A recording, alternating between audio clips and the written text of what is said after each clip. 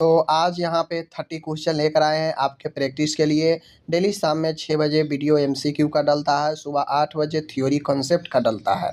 तो जो भी लोग देखते हैं, देखिए अभी तक जो स्टार्टिंग से मुझे फॉलो कर रहे हैं, मैं आज 52वां नंबर का 52 नंबर का वीडियो कर रहा हूँ, ठीक है।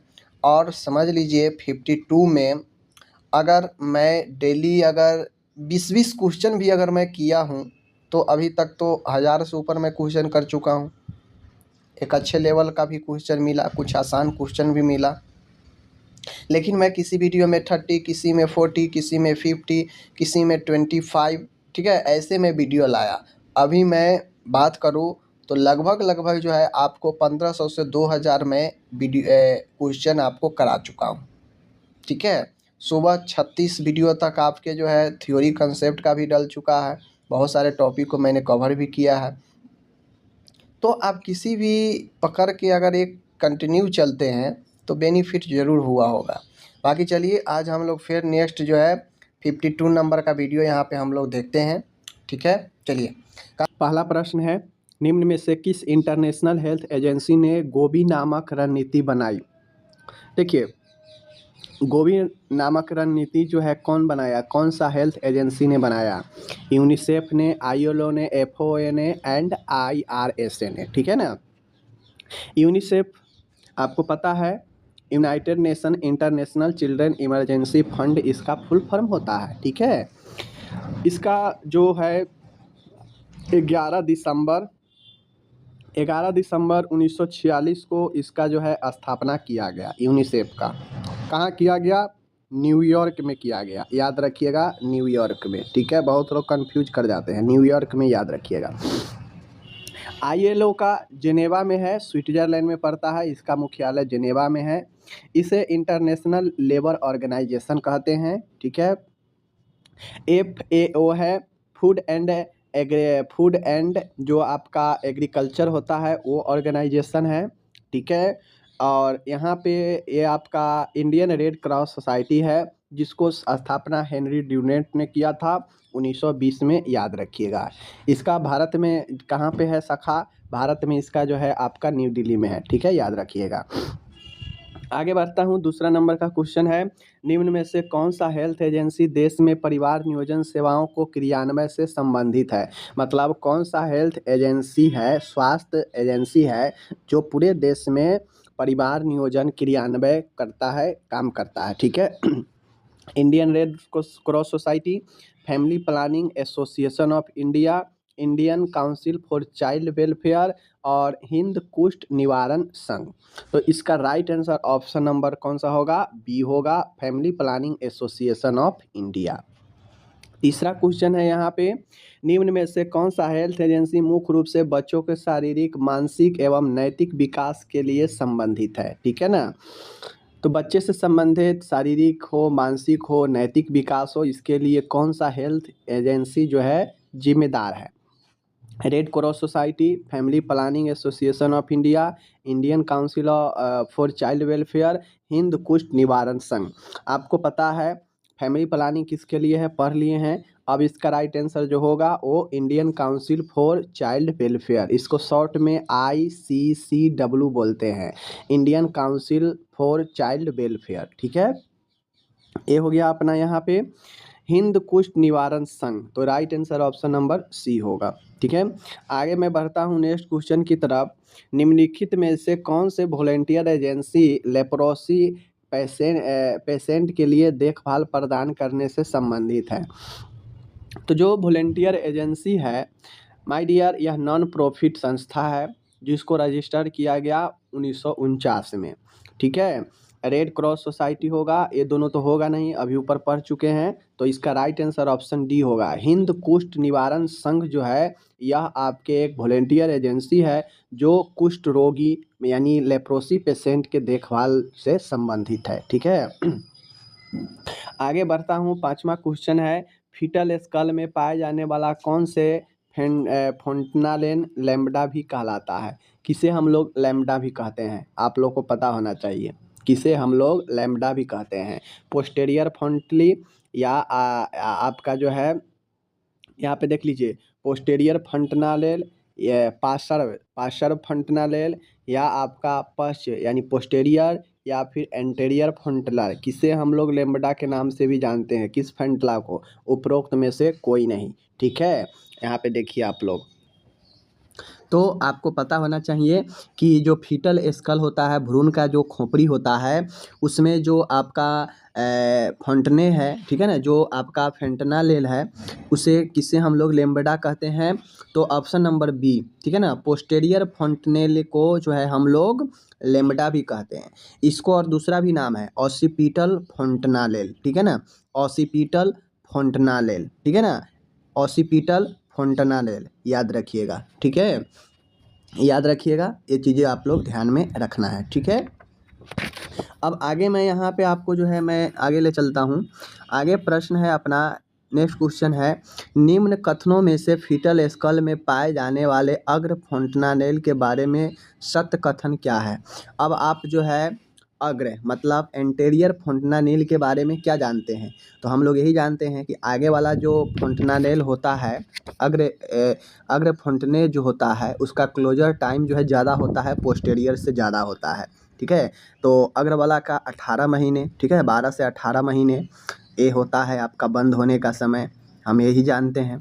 यह फॉन्टनानेल जन्म के बाद 6 सप्ताह के एज पर बंद हो जाते हैं। ये तो भाई अपना पोस्टेरियर बंद हो जाता है, तो पोस्टेरियर के लिए सही है, लेकिन इसके लिए गलत है। ठीक है, यह फॉन्टनानेल जब जन्म के बाद लगभग 18 माह की एज पर बंद होता है, ये बातें सही है। यह कभी भी बंद हो सकता है, गलत, उपरोक्त सभी कथन गलत है, गलत। ठीक है, तो ऑप्शन बी जो है इसके लिए सत्य होगा। ठीक है, आगे मैं बढ़ता हूँ। 7वां क्वेश्चन है, एक गर्भवती महिला द्वारा कम से कम कितनी एंटीनेंटल विजिट की जानी चाहिए। ठीक है ना, एक महिला द्वारा कम से कम कितनी एंटीनेंटल विजिट, एंटीनेंटल मतलब होता है गर्भवती के दौरान, ठीक है ना, गर्भ के दौरान कितने बार जो है विजिट करना चाहिए एंटीनेंटल चेकअप के लिए, 4 बार, 2 बार, 3 बार, प्रेगनेंसी के दौरान साप्ताहिक, तो कम से कम 4 बार विजिट होनी चाहिए। ऑप्शन नंबर 1 सत्य है। ठीक है, आगे हम लोग आगे बढ़ते हैं। यहाँ पे माय डियर, नेक्स्ट क्वेश्चन आता है 8वां, लेबर की फर्स्ट स्टेज के दौरान होने वाले शारीरिक क्रियात्मक परिवर्तन क्या है।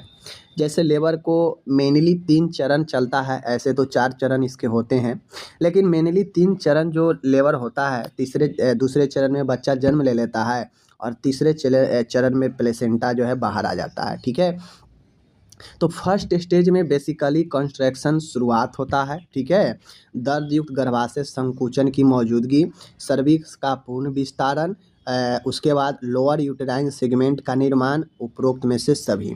तो माय डियर, आपको एक चीज़ पता होना चाहिए कि जब लेबर फर्स्ट स्टेज में होता है, तो फर्स्ट स्टेज में जो कंट्रैक्शन होता है वो धीरे धीरे जो है आपका काफ़ी संकुचन समय के साथ बढ़ते जाता है। तो पेनफुल यूटेराइन कंट्रैक्शन तो ये होगा ही पहला। सर्विक्स का भी पूर्ण विस्तारण हो जाता है भाई, पूर्ण विस्तारण हो जाता है तभी तो सेकेंड स्टेज में बच्चा जो है निकल जाता है, तो ये भी सही है, फुल डिलेशन हो जाता है। अब lower uterine segment, lower uterine segment का निर्माण क्यों होता है, क्योंकि बच्चा भाई यूटेरस से निचले तरफ आता है, सर्विक्स के तरफ फर्स्ट स्टेज में, तभी तो बच्चा जन्म लेगा ना, नीचे आएगा तभी ना, तो ये भी निर्माण होता है, और ऑप्शन डी अपन राइट होगा, डी। ठीक है, आगे बढ़ते हैं। 9वां नंबर का क्वेश्चन है, पार्टोग्राफ के उद्देश्य में शामिल नहीं है। आपको पता होना चाहिए पार्टोग्राफ किस चीज़ के लिए उपयोग करते हैं, असेसमेंट, आकलन के लिए उपयोग करते हैं। ठीक है, अति शीघ्र प्रसव की एबनॉर्मल प्रोग्रेस का पता लगाने हेतु, यानी आपका लेबर किस कंडीशन में है आकलन करने के लिए, पता लगाने के लिए जो है हम करते हैं। तो अति शीघ्र प्रसव की एबनॉर्मल प्रोग्रेस का पता लगाने के लिए, तो ये तो खैर जो है उद्देश्य में शामिल होगा। ठीक है ना, प्रेग्नेंट वोमेन तथा उसके फीटस के लेबर के दौरान जो है की जाने वाली आकलन को अधिक गुणात्मक बनाने के लिए, ये भी बात सही है। लेबर के दौरान महिला और उसके बच्चे को असेसमेंट किया जाता है उसके द्वारा, ठीक है ना, पार्टोग्राफ के द्वारा, दोनों का, ये भी बात सही है। प्रेग्नेंट वोमेन तथा फीटस में मौजूद समस्याओं का शीघ्र पता लगाना, और पार्टोग्राफ लेबर के दौरान अगर महिला में और बच्चा में कोई अगर समस्या है तो उसको पता लगा सकता है, तो ये भी बात सही है। फीटस की लेंथ एवं वेट पता करने के लिए।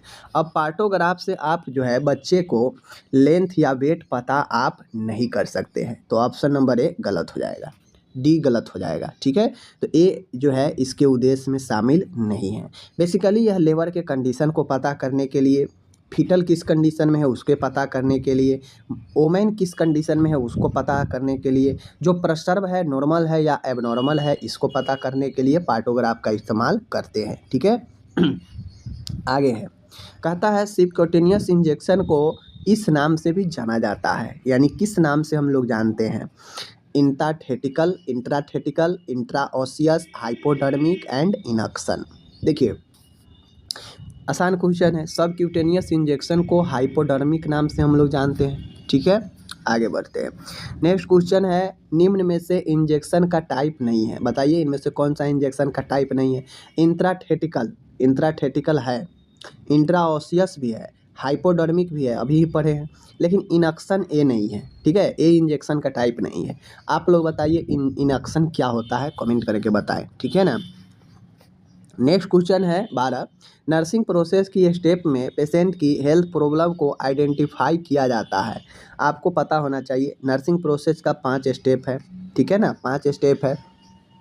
आपको एक चीज़ स्टेप से क्वेश्चन, एक आध क्वेश्चन आएंगे तो हम लोग आइडेंटिफाई जो है करते हैं। ठीक है ना, हम लोग आइडेंटिफाई करते हैं, पता लगाते हैं किस स्टेप्स में हेल्थ समस्या क्या है। 5 स्टेप होता है, 5 स्टेप होता है।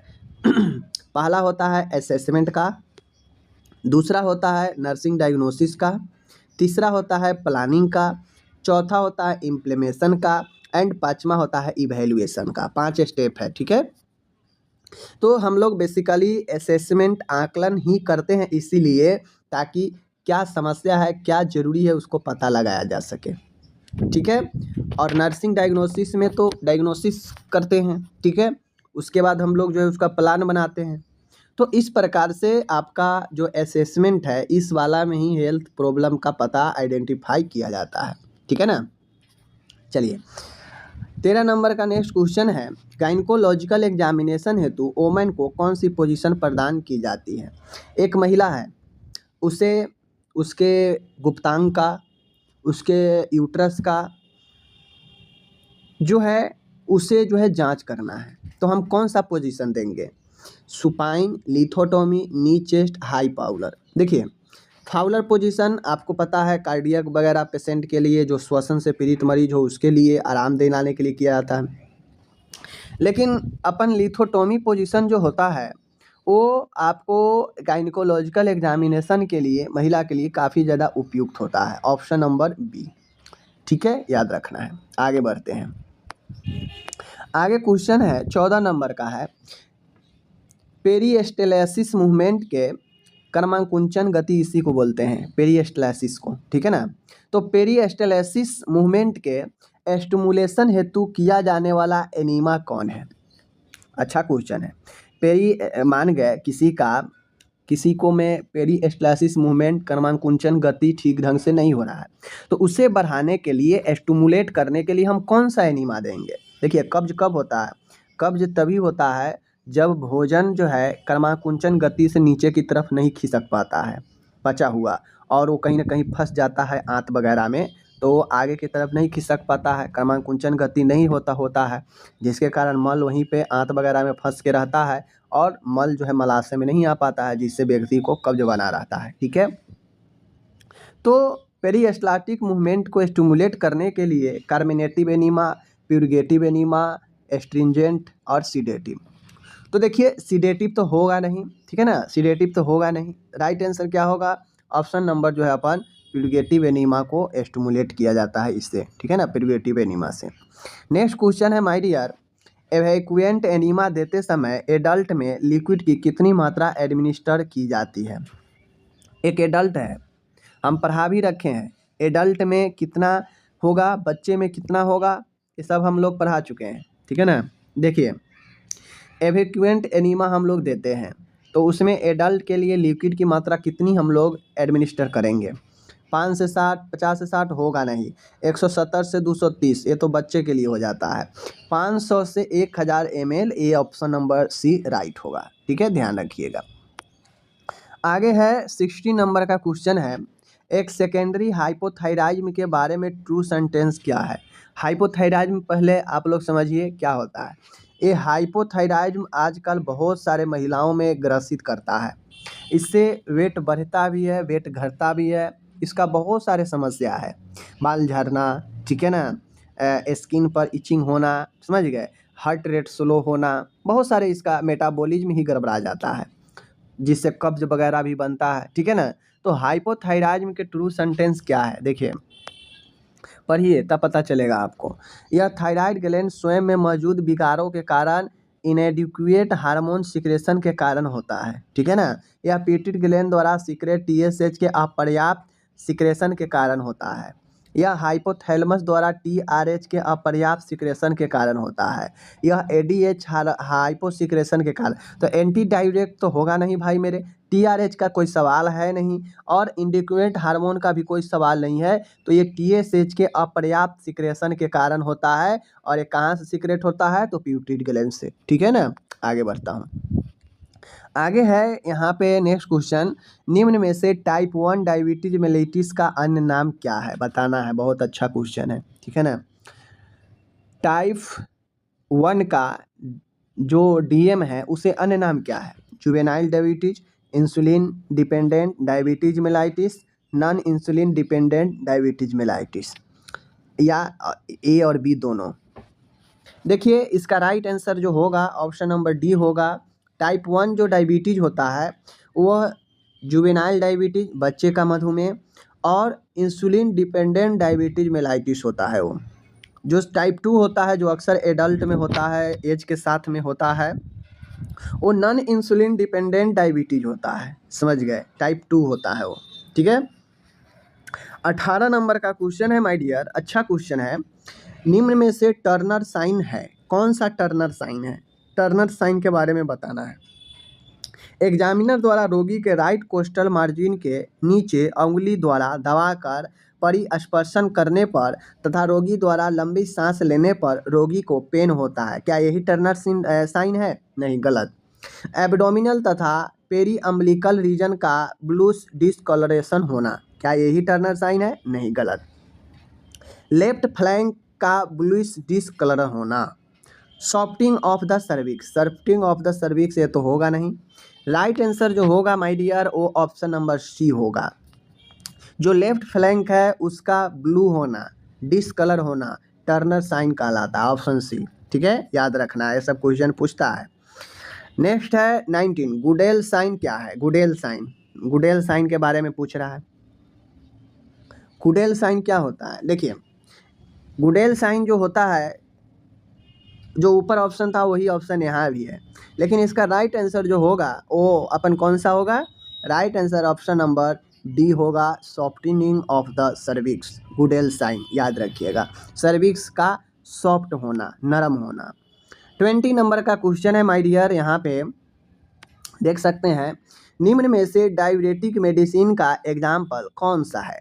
डायूरेटिक क्या करता है, डायूरेटिक देने के बाद मरीज के अगर बीपी बढ़ रहा है तो बीपी कमता है, यूरिन की मात्रा आउटपुट जो है बढ़ जाता है। ठीक है, बार बार यूरिन त्याग करता है, जिससे बॉडी से जो अत्यधिक तरल की मात्रा है निकलती है, प्रेशर कम लगता है। तो बीपी में भी ये दिया जाता है, हाई बीपी में भी।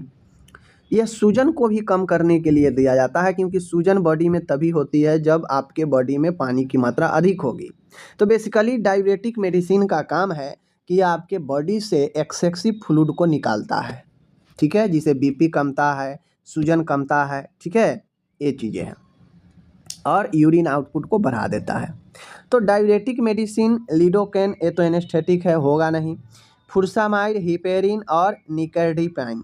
तो निकार्डिपिन जो है माय डियर, हिपेरिन तो पता है एंटीकोगुलेंट है, होगा नहीं, ये भी नहीं होगा, ये भी नहीं होगा, तो ऑप्शन नंबर बी होगा, फुरसामाइड, फुरसामाइड, टॉर्सामाइड। ठीक है ना, बहुत सारे जो है माइड वाला जो दवा है वो डायूरेटिक होता है। ठीक है, आगे बढ़ता हूँ।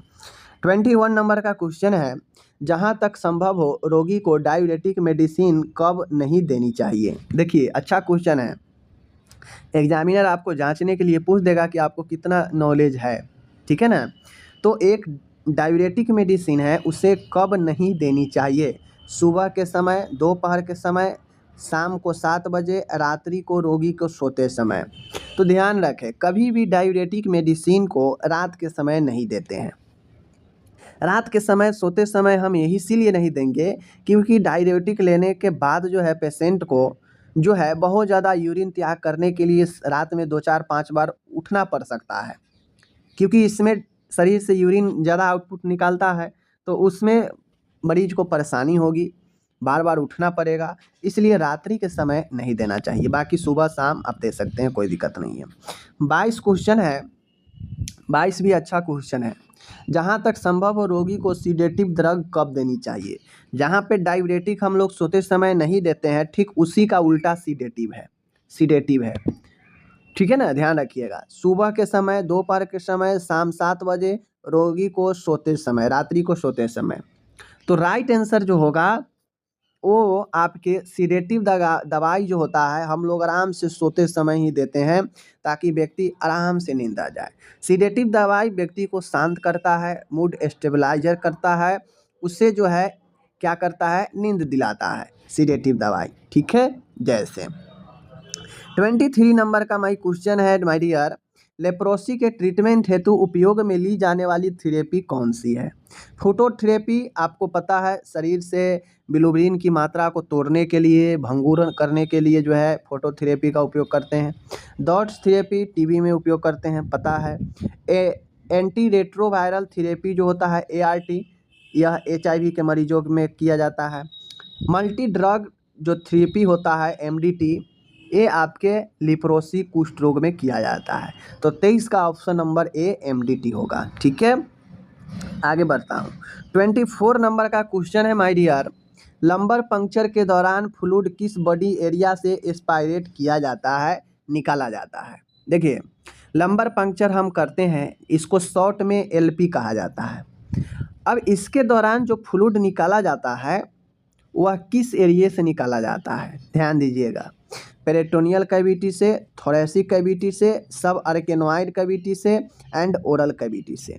तो आप पढ़े होंगे लंबर पंक्चर डिटेल्स में, तो पता होगा लंबर पंक्चर जो किया जाता है वह आपको सब आर्केनोइड एरिया से जो है फ्लूइड को एस्पायरेट किया जाता है, ऑप्शन नंबर C, ठीक है।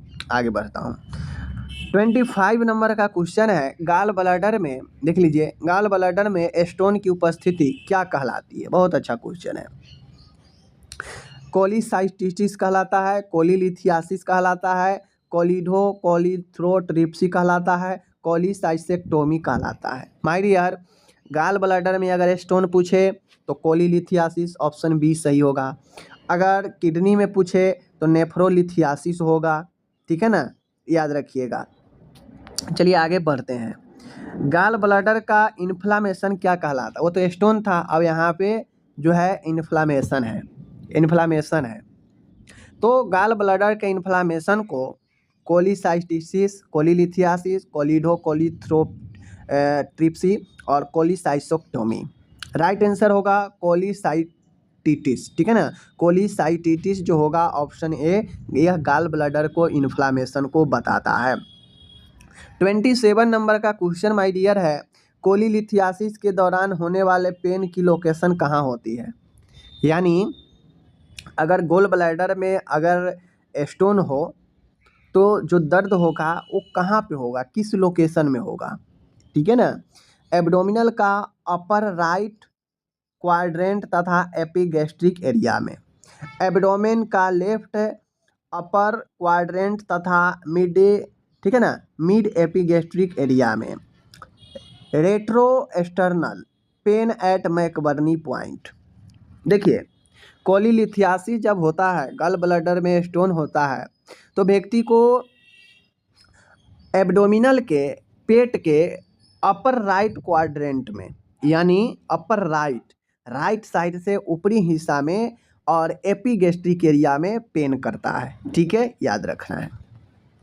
आगे मैं बढ़ता हूँ। 28 नंबर है, पैंक्रिएटाइटिस के दौरान पेन की लोकेशन कहाँ होती है? अच्छा क्वेश्चन है, अच्छा क्वेश्चन है, ठीक है। तो हाँ देखिए, जो ऑर्गेन जिस साइड होगा दर्द भी बेसिकली ज़्यादा उसी साइड में होगा। तो जो अपन गॉल ब्लैडर है वो भाई राइट एरिया में है ऊपर से, तो राइट अपर क्वाड्रेंट में होगा दर्द।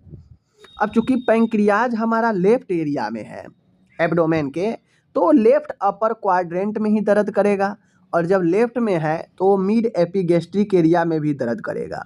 तो जब भी पैंक्राटाइटिस होगा, पैंक्रियाज में इन्फ्लामेशन होगा, तो वह अपर लेफ्ट वाले क्वाड्रेंट में दर्द करेगा पेट का, और मिड एपिगेस्ट्रिक में दर्द करेगा। ठीक है, आगे बढ़ता हूँ।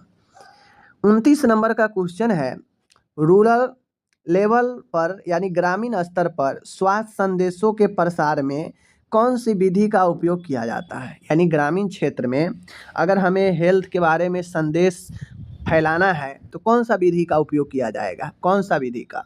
अच्छा क्वेश्चन है। अभिनय, रोल प्ले करके, डायलॉग दिखा के, कठपुतली, पपलेट्स के द्वारा, या ऑल ऑफ द एबव। देखिए, गांव के इलाकों में लोग जो है थोड़ा चीज़ों को कॉम्प्लिकेशन होता है तो समझने में दिक्कत आ जाती है। तो गांव के एरिया में जितना सरल भाषा में, सरल चीज़ें में आप जो है चीज़ों को बताएंगे उतना प्रसार ज़्यादा होगा। तो गांव के क्षेत्र में रोल प्ले करके भी संदेश को ज़्यादा प्रसार कर सकते हैं, फैला सकते हैं। डायलॉग के थ्रू भी प्रसार कर सकते हैं, कठपुतली बना के भी प्रसार कर सकते हैं। इसलिए ऑप्शन नंबर डी, ठीक है, ये सब हेल्थ एजुकेशन का मीडियम है, माध्यम है, पता होना चाहिए। 30 नंबर का क्वेश्चन है, निम्न में से ग्रामीण तथा अनपढ़ लोगों को हेल्थ एजुकेशन प्रदान करने के सबसे प्रभावी ढंग क्या है? अब गांव में ऐसा नहीं है कि सब के सब पढ़ा लिखा ही होता है। जो पढ़ा लिखा है वो तो थोड़ा टेक्निकल भाषा समझ जाएगा, लेकिन जो पढ़ा लिखा नहीं है उसके लिए तो टेक्निकल भाषा समझना मुश्किल है। तो कहता है कि गांव के लोग और अनपढ़ लोग को हेल्थ एजुकेशन अगर देना है तो सबसे इफ़ेक्टिव मेथड कौन सा है? लेक्चर विधि, group discussion, role play, panel discussion. तो देखिए, गांव के लोगों और जो अनपढ़ लोग होते हैं, लेक्चर विधि में तो डिस्कशन होगा, भाषण होगा, तो हो सकता है दिक्कत आ जाए। समूह चर्चा में आपस में सब समूह करेंगे तो वहाँ भी दिक्कत आ जाएगा। पैनल बना के डिस्कशन किया जाएगा, उसमें भी दिक्कत आ जाएगा। लेकिन रोल प्ले यानी अभिनय करके बताएंगे, करके दिखाएंगे, तो लोग अनपढ़ हो चाहे पढ़े लिखे हो सबको समझ में आ जाएगा, चाहे ग्रामीण हो शहरी हो सबको समझ में आ जाएगा। तो रोल प्ले हेल्थ एजुकेशन का बेस्ट मेथड है अनपढ़ और ग्रामीण लोगों को समझाने के लिए। ठीक है, तो इस प्रकार से माय डियर मैंने आज 30 क्वेश्चन किया। आपको ये 30 क्वेश्चन आज कैसा लगा है आप कमेंट करके हमें ज़रूर बताएं। और इस 30 में से आप 15 से कम अगर आप सही किए हैं, ठीक है ना, 15 से सही आप अगर किए हैं इस 30 में से, तो समझिए आपका अभी पढ़ाई बहुत लचर है। ठीक है, 30 में से 15 का जवाब अगर आप खुद से नहीं दे पा रहे हैं, मतलब कहीं ना कहीं मुश्किल है। ये हकीकत मैं बता रहा हूँ ताकि अभी भी आप तैयारी में लग जाएं। समझ रहे हैं बात को? चलिए, बाकी मिलते हैं। सुबह में थ्योरी कॉन्सेप्ट पढ़े होंगे उम्मीद है, नहीं पढ़े तो जाकर ज़रूर पढ़िए। डेली आपका सुबह 8 बजे वीडियो डलता है, ठीक है ना। तब तक के लिए धन्यवाद।